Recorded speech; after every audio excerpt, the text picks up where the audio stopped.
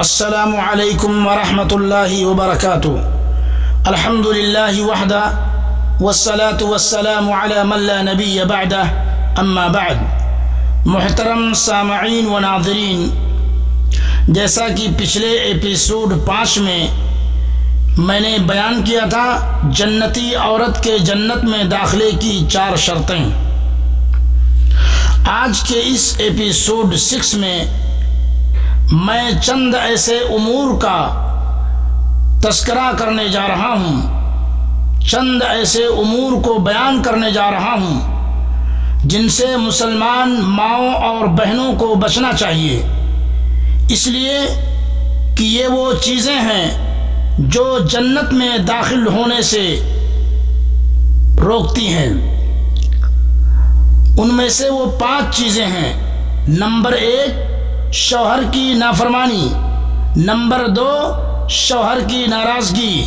Number 3، شوہر کو تکلیف دینا۔ نمبر 4، شوہر کی ناشکری۔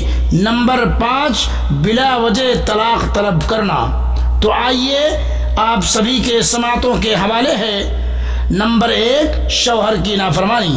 حضرت جابر بن عبداللہ رضی اللہ عنہ سے روایت ہے، وہ بیان فرماتے ہیں کہ میں عید کے دن رسول اللہ صلی اللہ علیہ وسلم کے ساتھ نماز میں حاضر تھا۔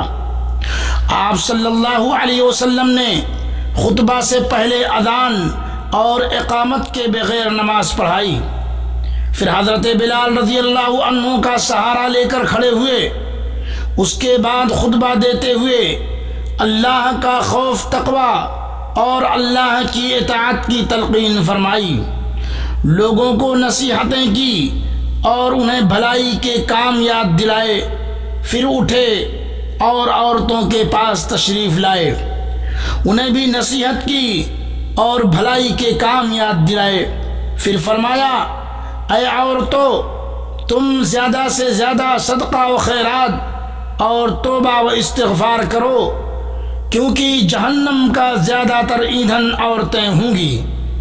تب ایک عورت کھڑی ہوئی جو عورتوں کے بیچ میں بیٹھی ہوئی تھی، اس کے رخسار کی رنگت بدلی ہوئی اور سیاہ تھی۔